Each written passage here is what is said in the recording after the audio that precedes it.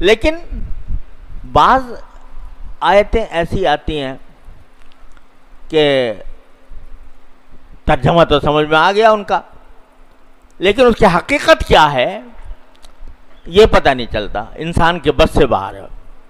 مثلا اب یہی کہا کہ اللہ تعالیٰ جب کسی چیز کا ارادہ فرماتے ہیں تو کن کہہ دیتے ہیں، وہ ہو جاتی ہے۔ اب کن کس طرح کہتے ہیں، کیا اس کی کیفیت ہوتی ہے اور کس طرح وہ ہو جاتی ہے، عدم سے کیسے وجود میں آ جاتی ہے، اس کی کیفیت کیا ہے، اس کی حقیقت کیا ہے، کس طرح ہوتا ہے، یہ ہمارے آپ کے سمجھ سے بالاتر ہے۔ قرآن نے کہا کہ اللہ تعالیٰ نے زمین پیدا کی، آسمان پیدا کیا، پھر عرش پر بیٹھ گیا۔ اب عرش کیا چیز ہے اور عرش پر بیٹھنے کا کیا مطلب ہے، اور وہ کس طرح بیٹھا؟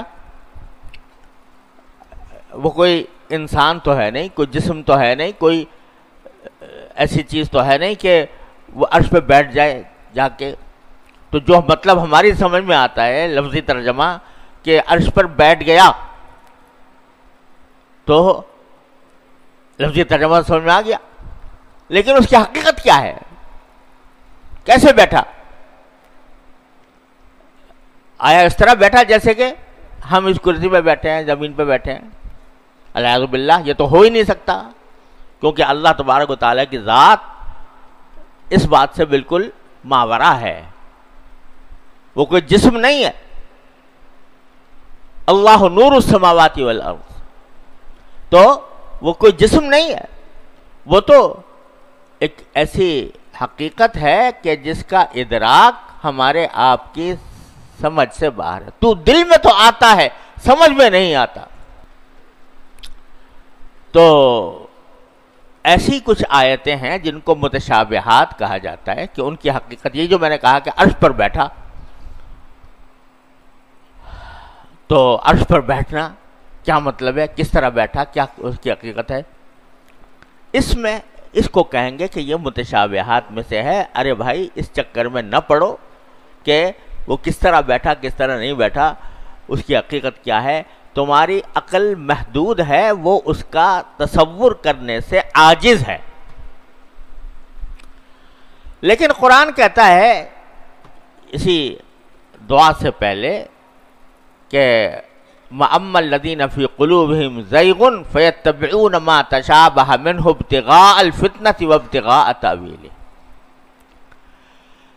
ہم نے دو قسم کی آیتیں نازل کی ہیں، متشابہات بھی ہیں، تو جو جن لوگوں کے دلوں میں کجی ہے نا، وہ محکمات کو تو کی طرف تو کوئی خاص توجہ نہیں دیتے، جو بالکل صاف صاف سیدھی سیدھی باتیں قرآن کریم کے اندر ہی آئی ہیں، جو احکام آئے ہیں کہ بھئی یہ کرو یا نہ کرو، یہ حلال ہے یہ حرام ہے، سیدھی سیدھی بات ہے، اس کے اوپر عمل تو کرتے نہیں اور اس کی طرف فکر نہیں کرتے۔ اور جو یہ متشابہات ہیں جو ہماری عقل سے ماورا ہیں، سمجھ سے ماورا ہیں، ان کے پیچھے لگ جاتے ہیں، اس پہ بحثیں کرتے ہیں، اس میں بھئی استواء العرش جو ہے وہ حقیقی معنی مراد ہے یا مجازی مراد ہے، اور حقیقی معنی ہے تو کیا ہے، اس کی حقیقت کیا ہے، اس کی کنہ کیا ہے، اس میں پڑ جاتے ہیں۔ اللہ بچائے۔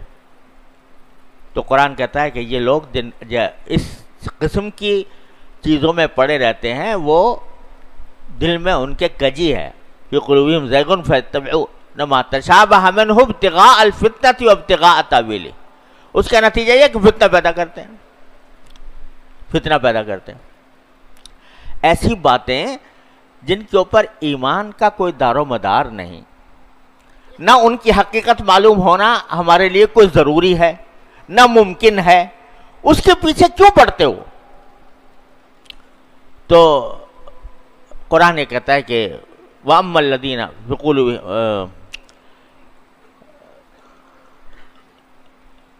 ابتغاء، تو جو لوگ ایسے اس کی تعویل کے پیچھے پڑتے ہیں تو وہ فتنہ پیدا کرتے۔ اور یہ فتنہ آپ کو یہاں اندازہ نہیں ہے، ہمارے ہاں سعودی عرب میں اور جہاں جہاں یہ حضرات گئے ہیں، سلفی حضرات کہلاتے ہیں، اللہ تعالی ہم سب کو ہدایت دے. تو وہاں ان کے ہاں سب سے بڑا مسئلہ یہ ہے کہ استواء علی عرش کے معنی بتاؤ کہ عرش پر اللہ میاں کے بیٹھنے کے جو الفاظ آئے ہیں وہ حقیقی ہیں یا مجازی ہیں. اگر مجازی کہتے ہو تو تم اہل سنت سے خارج ہو، بلکہ کافر تک کہنے کو تیار. اور لہذا کہو کہ حقیقی معنی مراد ہے. الحمد باللہ. ارے بھائی میں امریکہ میں تھا تو وہاں جو ہے صبح کو فجر کے بعد بیان ہوا کرتا تھا. لوگ دور دور سے اللہ کے بندے آتے تھے، سینکڑوں میل سے سفر کر کے آ کے بیان میں شریک ہوتے تھے. تو جب شروع میں گیا تو دیکھا تو وہ وہاں کے لوگ کہنے لگے جی ذرا یہ مجھے ہمیں بتا دیں کہ یہ عرش پر اللہ میاں کے بیٹھنے کا جو ذکر ہے قرآن شریف میں، تو یہ عرش پر بیٹھنا یہ حقیقت ہے یا مجاز ہے؟ میں نے کہا بھائی تمہیں کس نے اس سوال کیسے پیدا ہوا تمہارے دل میں؟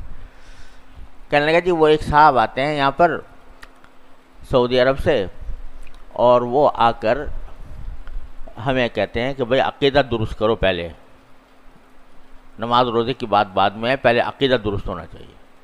عقیدہ درست ہوگا اس وقت جب تم یہ مانو کہ اگر اللہ تعالی نے کہا ہے کہ وہ عرش پر بیٹھا تو ہاں بیٹھا، یعنی حقیقی معنوں میں بیٹھا. اور اگر اللہ نے کہا ہے کہ اللہ تعالیٰ کے ہاتھ پھیلے ہوئے ہیں تو واقعی کہو کہ ہاں ہاتھ ہیں اللہ تعالیٰ کے. جب تک یہ نہیں کرو گے اس تک مسلمان نہیں ہوں گے. تو اس واسطے وہ اگر کوئی ان سے بات کرتا ہے تو وہ کہتے ہیں قرآن میں تو یہ ہے اور حدیث میں یہ ہے، اور یہ بحث انہوں نے چھیڑ رکھی. اب وہاں اللہ کے بندوں کو نماز پڑھنے کا طریقہ نہیں آتا، ان کو حلال حرام کے مسائل پتہ نہیں ہیں، ان کو نکاح طلاق کے مسائل پتہ نہیں ہیں، ان کو آداب و مستحبات اور سنن کا پتہ نہیں ہے، اور ان کو جا کے استواء العرش کے مسئلے میں داخل کر دیا.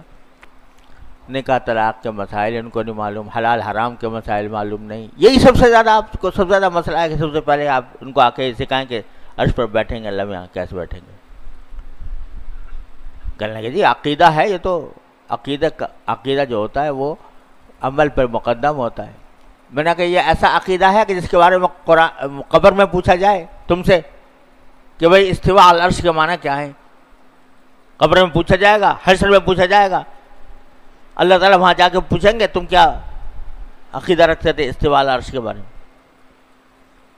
یہاں سٹی گم ہو گئی.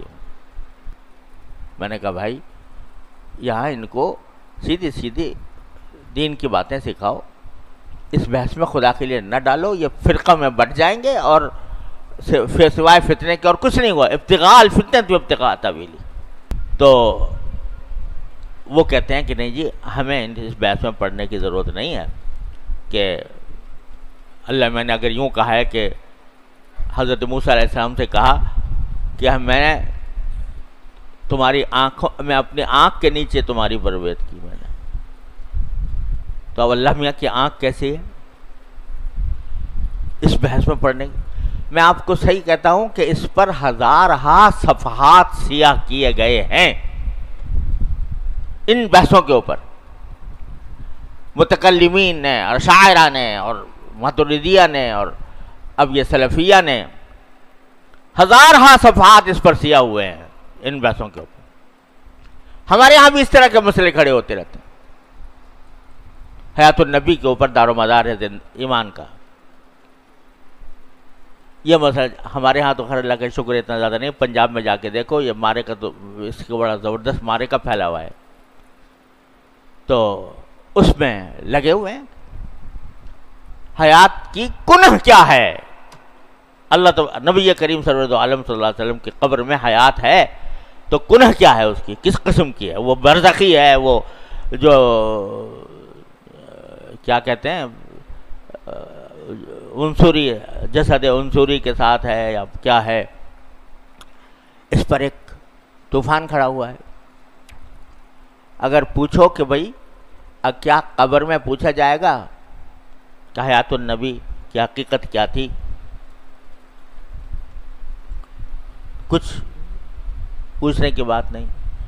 لیکن اس میں پڑے رہنا، اس میں لگے رہنا، اس کو میدان بحث و جدال بنانا، اس کو کی وجہ سے ایک دوسرے کی تکفیر کرنا، اس کی وجہ سے ایک دوسرے کو برا بھلا کہنا،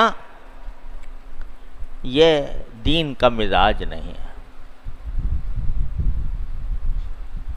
بس یہ کہو کہ وَيَعْلَمُ تَأْوِيلَهُ إِلَّا اللَّهُ، اللہ ہی جانتا ہے وہ حیات کی نوعیت کیسی ہے. کوئی آدمی اگر اس پر ایمان رکھے جو قرآن میں حیات کہا گیا ہے وہ انبیاء کرام کو حاصل ہے، اس کی نوعیت کیا ہے، اس کی کنہ کیا ہے، اللہ ہی جانتا ہے، تو بس بات ختم ہوگی. اب تم جا کے اس کی تحقیق میں پڑے ہوئے ہو کہ بھئی اس حیات کی نوعیت کیا ہے، کیفیت کیا ہے. کسی زمانے میں یہ مسئلہ پڑا ہوا تھا کہ قرآن مخلوق ہے یا غیر مخلوق ہے. لوگوں کے گردنیں اڑا دی گئیں معتزلہ کے زمانے میں، معتزلہ کی حکومت میں. حضرت امام احمد بن حنبل نے کوڑے کھائے اس میں. آخر میں جو فتنہ ختم ہوا، معتصم کے دربار میں ایک عالم آئے، انہوں نے آ کر کہا کہ آپ کے جو یہ معتزلہ کے سردار ہیں احمد ابن ابی دعاد، ان کو ذرا میرے ساتھ مکالمہ کرا دیجئے تھوڑا سا. اچھا کرو بھائی. تو انہوں نے احمد ابن ابی دعاد نے کہا کہ یہ جو آپ کہہ رہے ہو کہ قرآن مخلوق ہے اور اس کا عقیدہ رکھنا بھی ضروری ہے، تو یہ کہیں قرآن میں آیا کہ اس کا عقیدہ رکھنا ضروری ہے؟ انہوں نے کہا نہیں، قرآن میں تو نہیں آیا. کہ رسول کریم صلی اللہ علیہ وسلم نے بتایا سنت میں کہ قرآن مخلوق ہے، اس پر ایمان رکھنا ضروری ہے؟ کہ نہیں، ایسا بھی نہیں ہے. تو کہا کہ اچھا، جو پچھلے صحابہ کرام تھے رضی اللہ تعالیٰ عنہم اجمعین، انہوں نے کہیں کہا کہ اس پر عقیدہ رکھنا ضروری ہے؟ اس نے کہا نہیں. تو کب اللہ کے بندے، تم ایسی بات کے اوپر تم لوگوں کی گردنیں اڑا رہے ہو کہ جس کا نہ اللہ تعالیٰ نے ذکر فرمایا، نہ رسول کریم صلی اللہ علیہ وسلم نے ذکر فرمایا، نہ صحابہ کرام. یہ ایسی بات تھی کہ لاجواب کر دیا. اس دن سے یہ فتنہ ختم ہوا. آج آپ دیکھیں کہ کوئی نماز پڑھے یا نہ پڑھے اس کی کسی کو پرواہ نہیں ہوتی.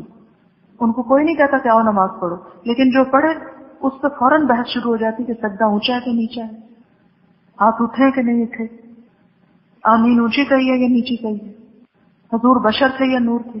ان بحثوں میں پڑ جاتے ہیں. اللہ نے قبر میں یہی پوچھنا ہے ہم سے کہ حضور بشر تھے یا نور تھے؟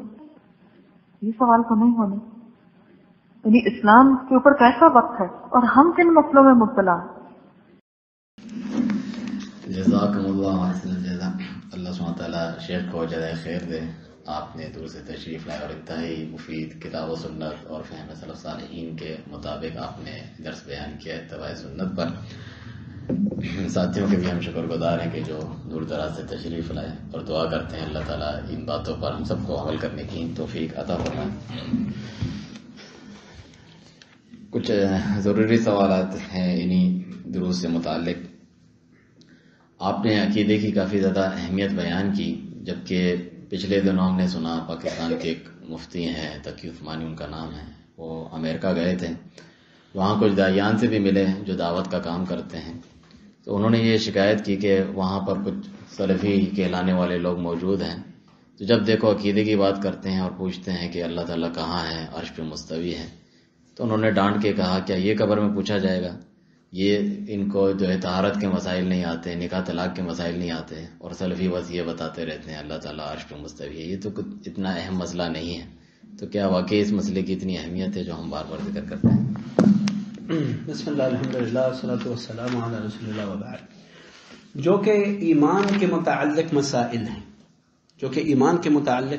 ہیں، ان کی اہمیت اللہ تعالیٰ کی کتاب میں ہمیں خود مل جاتی ہے. اللہ تعالیٰ کی آیات میں ہمیں خود مل جاتی ہے. فرمان الہی ہے اللہ تعالیٰ کا فرمان ہے وَمَنْ يَكْفُرْ بِالْإِيمَانِ فَقَدْ حَبِطَ عَمَلُهُ وَهُوَ فِي الْآخِرَةِ مِنَ الْخَاسِرِينَ، جو کہ ایمان میں کفر کرے گا، جو کہ وَمَنْ يَكْفُرْ بِالْإِيمَانِ فَقَدْ حَبِطَ عَمَلُهُ وَهُوَ فِي الْآخِرَةِ مِنَ الْخَاسِرِينَ، کہ جو بھی ایمان میں کفر کرے گا تو اس کے سارے اعمالوں کو ختم کر دیا جائے گا، مٹا دیا جائے گا، اور آخرت میں ان کا حال خسارت کا حال ہوگا۔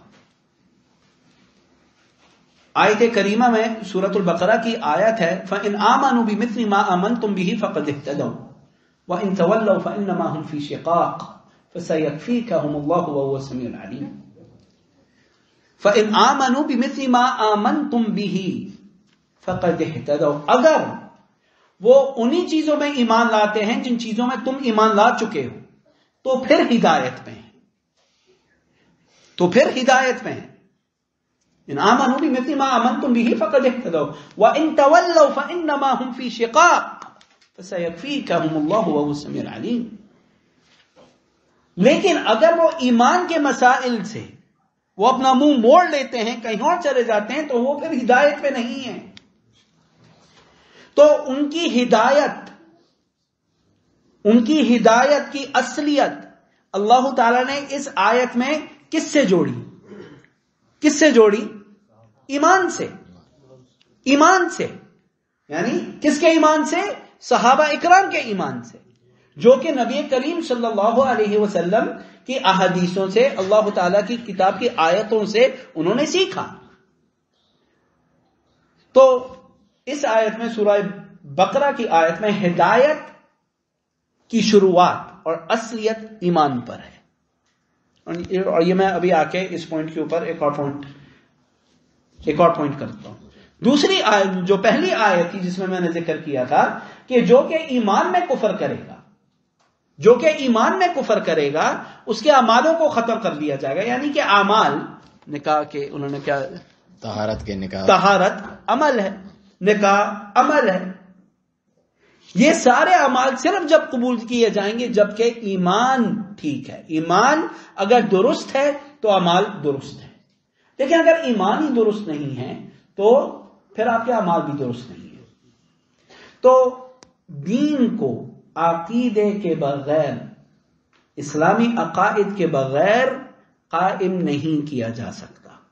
اس لیے ہی جو اسلام کے دشمن ہیں ان کا سب سے پہلے حملہ دین کے عقائد پہ ہوتا ہے، دین کے فروع پہ نہیں ہوتا، دین کے فروع پہ نہیں ہوگا۔ حملہ وہ کریں گے، آپ صحابہ اکرام رضوان اللہ تعالی علیہم اجمعین کے زمانے میں بھی اگر آپ چلے جائیں، جو فرقے اٹھے تھے ان کا حملہ کس پہ تھا؟ کس پہ تھا؟ عقائد پہ تھا۔ جب معبد الجہنی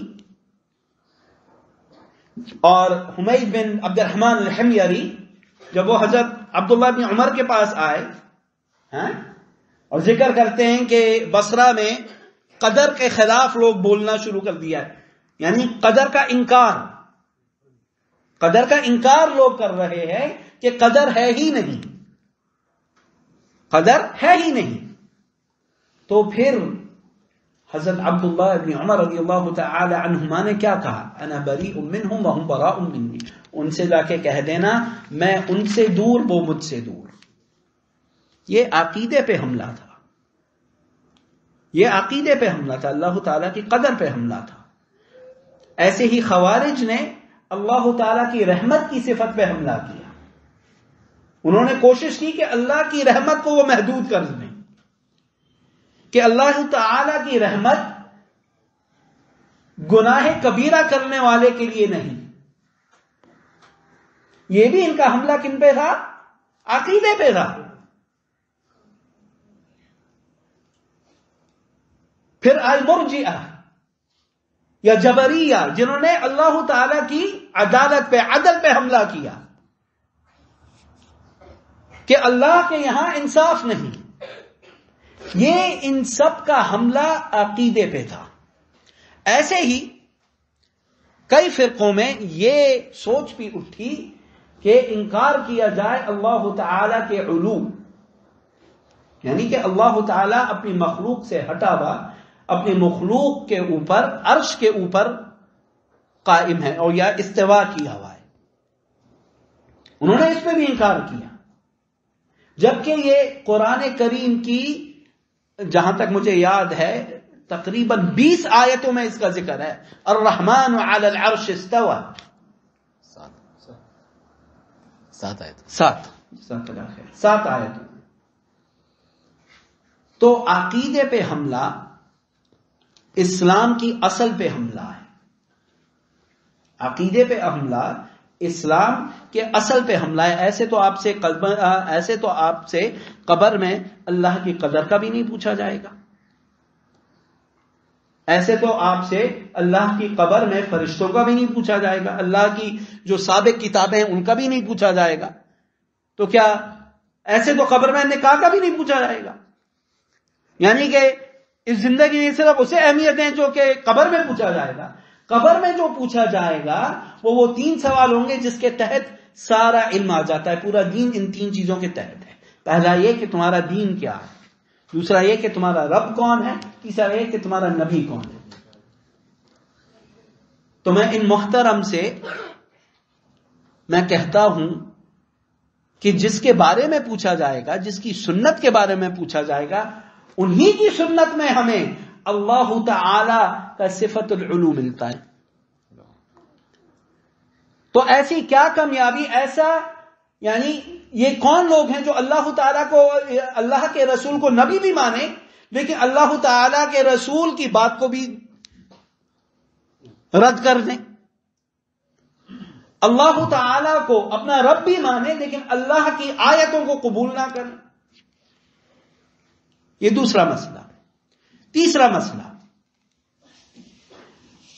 صحیح عقیدے کے بغیر کسی انسان کا دین قائم نہیں رہ سکتا. جہاں پہ کسی کا پیر عقیدے کے مسئلے میں پھسل گیا، اگر وہ عقیدے پہ اپنے آپ کو مضبوط قائم نہیں رکھے گا، وہ اپنے دین کو قائم نہیں رکھ سکتا. ناممکن ہے یہ بات. اور اس بات کا ذکر کیا تھا میں نے پہلے دن پہ. قیامت کے دن جب ہماری آنکھیں، ہمارے کان، ہماری جلد ہمارے خلاف گواہی دے گی اور ہم اپنی جلد سے بولیں گے وَقَالُوا لِجُلُودِهِمْ لِمَ شَهِدْتُمْ عَلَيْنَا، کہ تم نے ہمارے خلاف گواہی کیوں دی.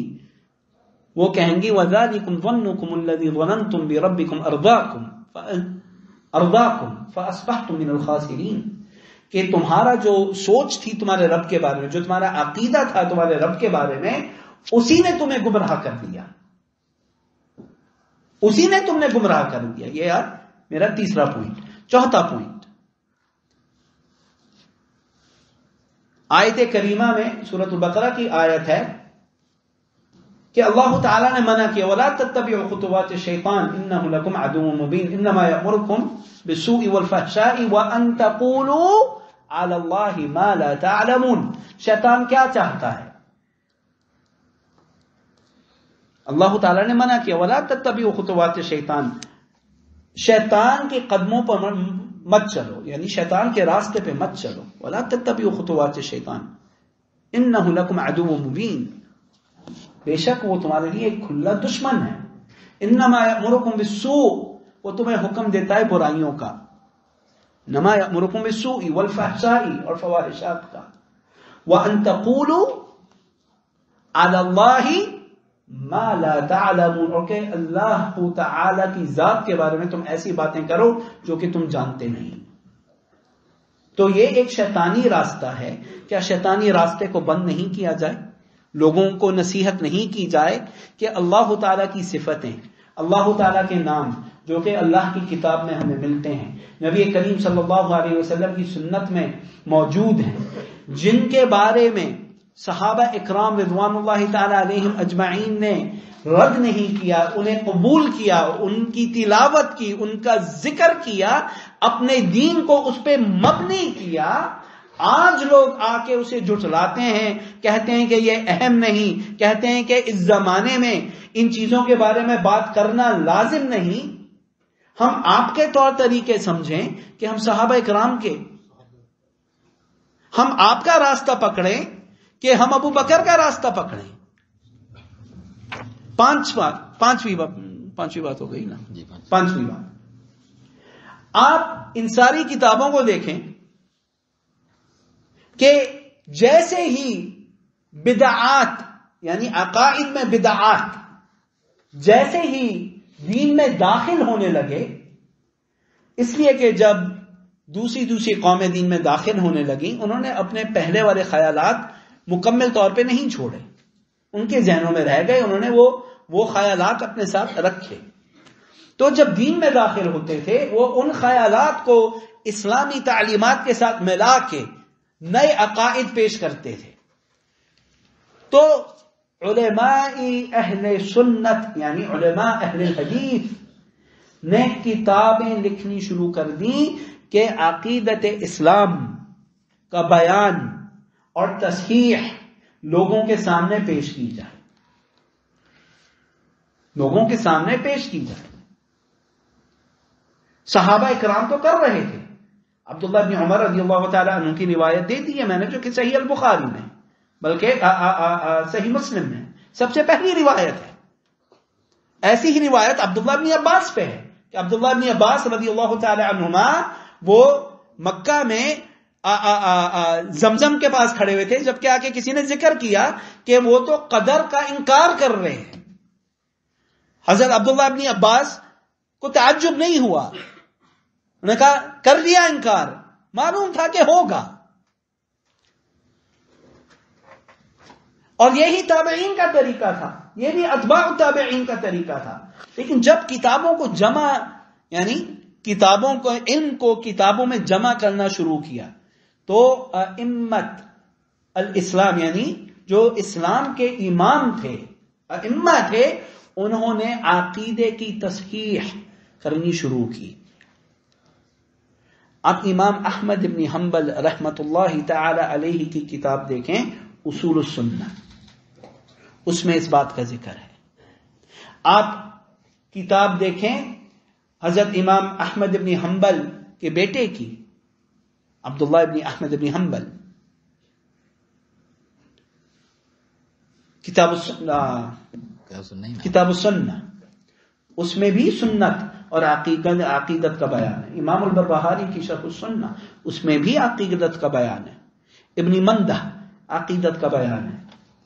امام الطحاوی عقیدت کا بیان ہے.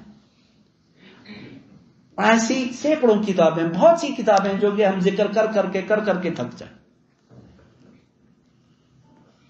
پھر آپ آئیں 8ویں صدی میں، شیخ الاسلام ابن تیمیہ رحمۃ اللہ تعالی علیہ کی بڑی مشہور کتاب ہے. سب سے مشہور کتاب کا ذکر کیا تھا عقیدہ الواسطیہ، اس میں اس کا ذکر ہے، اس میں اس کا ذکر ہے.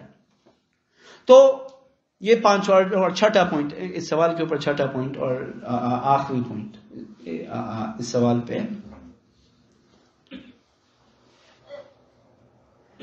یہ جو لکیر بنائی جاتی ہے کہ ہم اللہ تعالی کی صفتوں کا رد، یعنی کہ اللہ تعالیٰ نے جو اپنی ذات کے بارے میں ذکر کیا ہے قرآن میں اور سنت میں کہ اسے قبول کرنا اور نہ قبول کرنا ہم انسان کی عقل پہ چھوڑ دیں. تو ہر انسان تو اپنی عقل میں مختلف ہے. آج آپ کو اللہ تعالیٰ کا علو سمجھ میں نہیں آ رہا، کل کسی اور کو اللہ تعالیٰ کی رحمت سمجھ میں نہیں آئے گی تو وہ اس کا انکار کر دیں گے. پرسوں کسی اور کو اللہ تعالیٰ کی کلام سمجھ میں نہیں آئے گا، وہ کلام کا انکار کر دے گا. کسی اور کو اللہ تعالیٰ کی بصر سمجھ میں نہیں آئے گا، وہ بصر کا انکار کر دے گا. یعنی کہ ہم یہ دروازہ کھول دیں کہ اللہ کی ذات کے بارے میں صرف وہ قبول کریں گے جو کہ ہماری ذات، ہماری عقل قبول کرنے کو تیار ہے. اور اگر عقل قبول کرنے کو تیار ہے تو ہم قبول نہیں کرتے، چاہے قرآن میں ہو کہ سنت میں ہو. میں قبول نہیں کروں گا کیونکہ میری عقل قبول نہیں کرتی. تو کیا آپ کی عقل قبول کرتی ہے کہ آپ اپنے جوتے کے اوپر مس کر رہے ہیں؟ آپ کا مسا جو ہے آپ پھر جوتے کے اوپر کیوں کر رہے ہیں؟ ہماری دین نقل کی دین ہے، عقل کی دین نہیں ہے.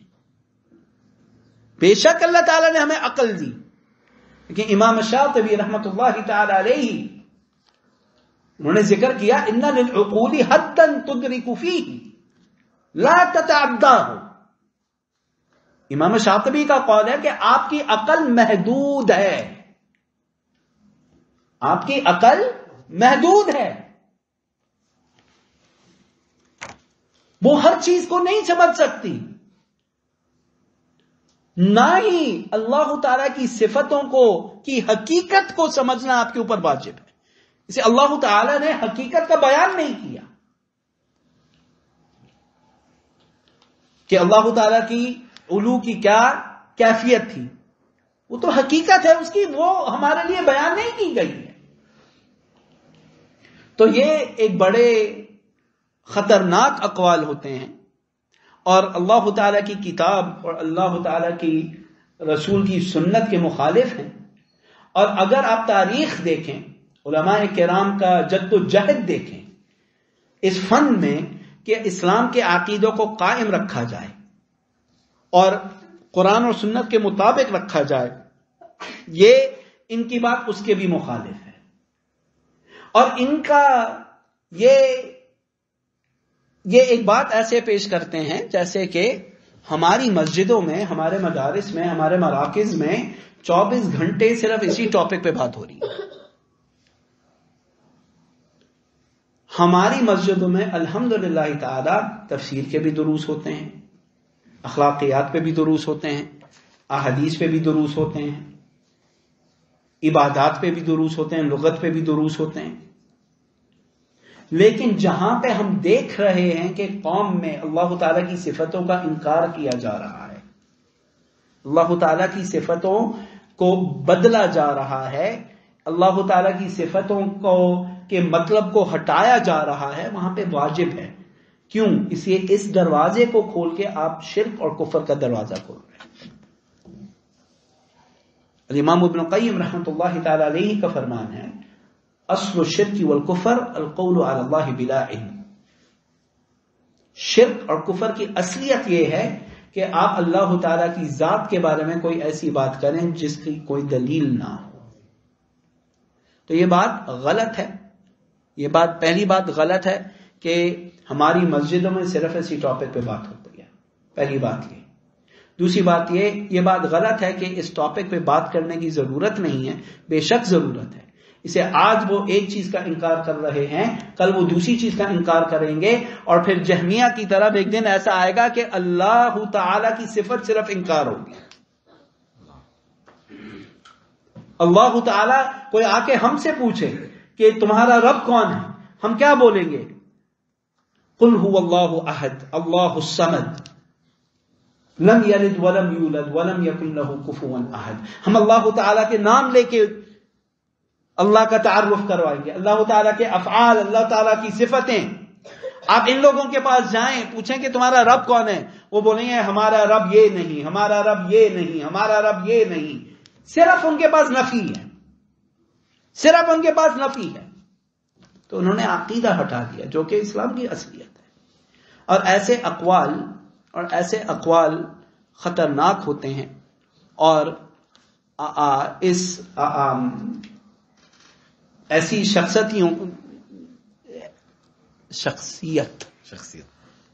ایسی شخصیت جسے اتنے لوگ مانتے ہوں، ان کے لیے ایسا کلام یعنی ان کی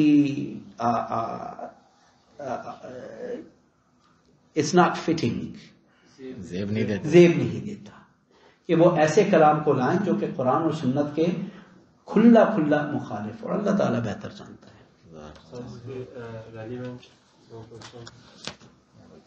اسی طرح جو لوگ جب ساتھ میں بات کی کہ اس کو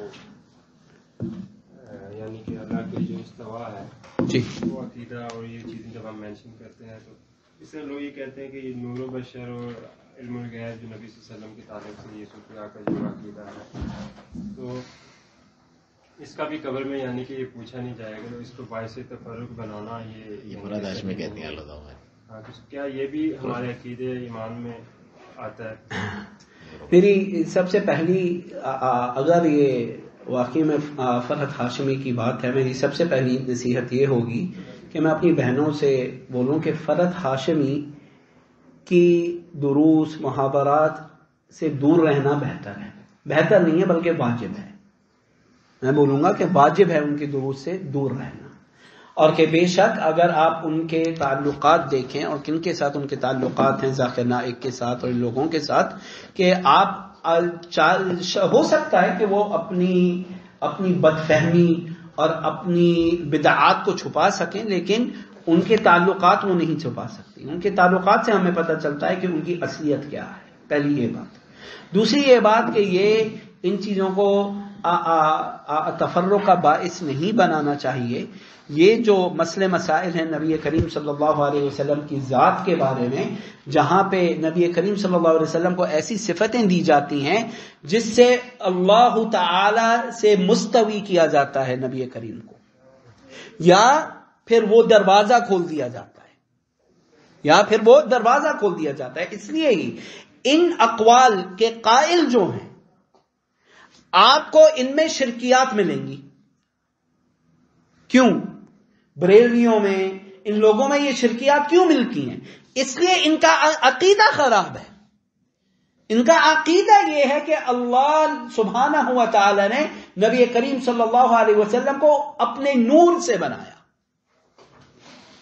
تو جب نبی کریم صلی اللہ علیہ وسلم کو اللہ تعالی کے نور کا حصہ بنا دیا تو پھر مشکل نہیں کہ نبی کریم صلی اللہ علیہ وسلم کو اللہ تعالی کے حقوق بھی دیے جائیں. تو ان سے کہنا چاہیے کہ یہ جو آپ باتیں کر رہی ہیں کہ ان کے بارے میں نہیں پوچھا جائے گا، وہ چیزیں جو اس کے متعلق ہیں ان کے بارے میں پوچھا جائے گا. پہلی بات یہ. دوسری بات یہ، چاہے قبر میں نہ پوچھا جائے، اللہ کی قسم قیامت کے دن پوچھا جائے گا. چاہے قبر میں نہ پوچھا جائے، اللہ کی قسم قیامت کے دن پوچھا جائے گا ان سے کہ تم نے وہ باتیں کیوں کی جو قرآن اور سنت میں نہیں تھی. لوگوں کو گمراہ کیوں کیا تم نے اپنی باتوں سے اور قرآن اور سنت کی بات کو چھوڑ دی. ایسے تو قبر میں ایک ایک گناہ کے بارے میں ہی نہیں پوچھا جائے گا تو اس کا بھی بیان چھوڑ دیتے ہیں. یعنی یہ کلام عجیب ہے، اور یہ کلام صرف جب دیا جاتا ہے جب ایک انسان کو فکر ہو کہ مجھے دیکھ رہا کون ہے. میں خامہ لوگوں کے سامنے زیادہ ہی یعنی رد کروں گا تو لوگ مجھے چھوڑ کے بھاگ جائیں گے. بھائی چھوڑ کے بھاگ جاؤ. اگر یہ فعل ہوتا امام احمد بن حنبل رحمت اللہ تعالی علیہ کا، تو ان کے زمانے میں محنت جب ہوئی تھی کون کھڑا ہوتا؟ وہ تو یہ بھی نہیں پوچھا جائے گا قرآن قبر میں کہ کیا اللہ کا کلام مخلوق ہے کہ نہیں. تو امام احمد بن حنبل غلط تھے؟ پوچھو نا ان سے. تم لوگ بتاؤ امام احمد بن حنبل کیا غلط تھے جب انہوں نے خلیفہ کے سامنے کھڑے ہو کے کہا، خلیفہ قائل ہے کہ قرآن اللہ تعالی کا کلام نہیں، مخلوق ہے، صفت نہیں ہے اللہ کی. تو پھر یہ تو امام احمد بن حنبل یعنی تقی عثمانی صاحب آپ صحیح، امام احمد بن حنبل غلط تھے. تقی عثمانی صاحب نے یہ بھی ذکر کیا تھا احمد بن حنبل نے غلط کیا اس طریقے سے کہ آزمائش میں ڈالا لوگوں کو، یہ نہیں پوچھا جائے گا قبر میں. اسی درد سے کہا عجیب ہی حال ہے ان کا. یاد دلا دیا. تو یہ جو اگر آپ ان کی باتیں دیکھیں اور اس میں یعنی کوئی سمجھداری کی بات نہیں ہے. آپ ہسٹری دیکھیں، تاریخ دیکھیں، اسلامی تاریخ دیکھیں. اسلامی تاریخ بھری ہوئی ہے ایسے علماء سے جنہوں نے جیل میں زندگیاں گزاری. جیل میں زندگیاں. شیخ الاسلام ابن تیمیہ رحمۃ اللہ تعالی علیہ، الامام احمد بن حنبل اور بہت سے اور جن کے اوپر ظلم کیا گیا. کیوں؟ اسے وہ عقیدے کا بیان کرتے. اس لیے دین کو قائم صرف صحیح عقیدے پہ کیا جاتا ہے. آپ لوگوں کا عقیدہ ہٹا دو، آپ لوگوں کا عقیدہ ہٹا دو، لوگوں کے ذہن سے ہٹا دو کہ اللہ تعالیٰ دیکھنے والا ہے، سننے والا ہے، جاننے والا ہے، خبر رکھنے والا ہے. پھر دیکھو کہ کتنے اچھے اعمال کریں گے. پھر دیکھو کہ کتنے اچھے اعمال کریں گے. ہٹا دو ان کے ذہنوں سے جنت کی بات، جہنم کی بات. پھر دیکھو کہ ان کا کیا حال ہوگا. بھائی عقیدہ ہمارے دین کو بچاتا ہے. عقیدہ جو ہے وہ ہماری دین کی حفاظت کرتا ہے، وہی بنیاد ہے ہمارے دین کی. اور یہ جو کلام ہماری طرف سے آپ کو ملتا ہے وہ اس لیے ملتا ہے، اس لیے کہ آپ لوگوں کے عقیدے پہ کام نہیں کرتے، آپ لوگ عقیدے کے کام پہ نہیں کرتے، اس کی کوئی اہمیت نہیں۔ اگر اہمیت نہیں تو اللہ تعالیٰ کی ان آیتوں میں جس میں اللہ تعالیٰ کے علو کا ذکر ہے ان کی کوئی اہمیت نہیں۔ مطلب تو یہی ہوا نا کہ ان کی بھی کوئی اہمیت نہیں ہے، مانو کہ نہ مانو، یعنی تعجب کی بات ہے۔ لیکن یہی حال ان لوگوں کا ہوتا ہے جو کہ اللہ کی کتاب کو، اللہ تعالی کے رسول کی سنت کو چھوڑ دیتے ہیں، اور اللہ تعالی بہتر جانتا ہے۔